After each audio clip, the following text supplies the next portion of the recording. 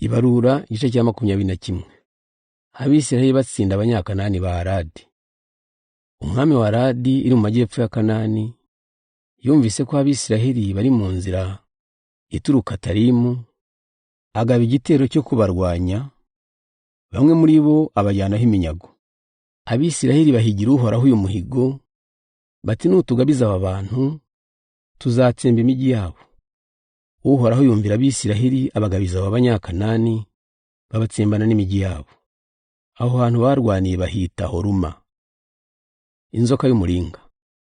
Abisirayeli bava ku musozi wa Hori, baca mu nzira igana ku nyanja itukura, kugira ngo batanyura muri Edomu. Ariko urwo rugendo rubaca intege, bitotombera Imana na Musa, bati kuki mwadukuye mu Misiri mukatuzana gupfira muri ubu butayu? Nta byo kurya, nta n'amazi ahari, ndetse n'ibyo kurya bibi turabirambiwe. Nuko Uhoraho abateza inzoka zifite ubumara zirabarya, Abisirayeli benshi barapfa. Abantu basanga Musa baramubwira bati twaracumuye ubwo twitotombera Uhoraho, ndetse nawe tukakwitotombera, dusabira Uhoraho dukize izi nzoka. Musa arabasabira. Uhoraho aramubwira ati cura ishusho y'inzoka maze uyimanike ku giti, kugira ngo wariwe n'inzoka wese nayireba akire. Musa acura inzoka mu muringa ayimanika ku giti, nuko umuntu inzoka iriye yareba iyo nzoka y'umuringa agakira. Abisirayeli banyura iburasirazuba bw'ikiyaga cy'umunyu. Abisirayeli bakomeza urugendo bashinga amahema Oboti. Barahava bashinga amahema i Abarimu mu butayu buri iburasirazuba bwa Mowabu. Barahava bashinga amahema mu kabande ka Zeredi. Barahava bashinga amahema mu gihugu cy'Abamori, mu kidaturwa kiri hakurya y'uruzi rwa Arunoni. Urwo ruzi nirwo rugabanya Mowabu n'igihugu cy'Abamori.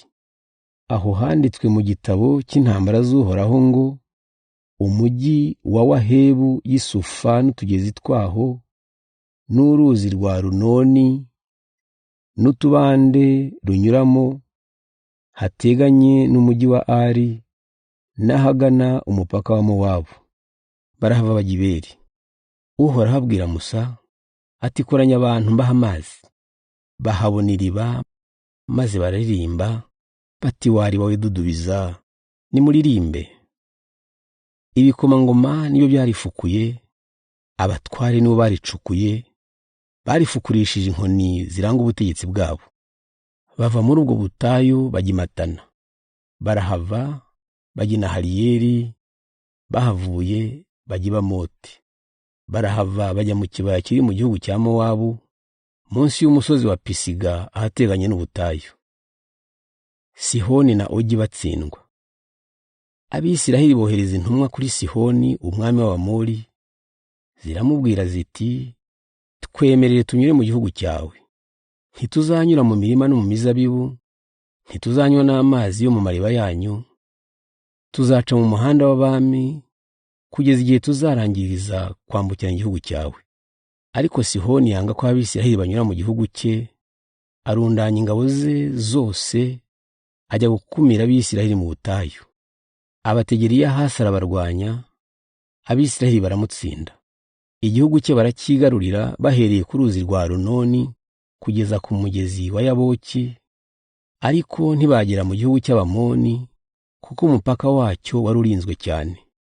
Abisirayeli bafata imijyi yose y'Abamori n'umurwa wayo Heshiboni n'insisiro ziwukikije barahatura.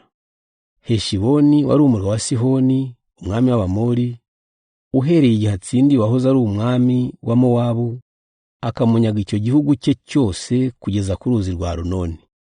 Niyo mpamvu abasizi bavuze bati nimuze Heshiboni muyubake bundi bushya, nimusa n'umurwa wa Sihoni.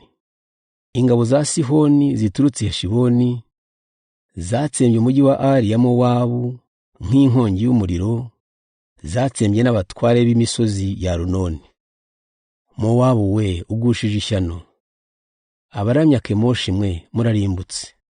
Abahungu banyu babaye impunzi, abakobwa banyu babaye iminyago ya Sihoni umwami w'Abamori. Abamori twabarashe imyambi, bose bararimbutse uhereye Heshiboni kugeza i Diboni, twarabarimbuye tugeze i Nofa hafi y'Imedeba. Nguko uko Abisirayeli batuye mu gihugu cy'Abamori. Musa atuma abantu gutata umujyi wa Yazeri, hanyuma Abisiraheli barawigarurira hamwe n'insisiro ziwukikije, birukana n'Abamori bahatuye.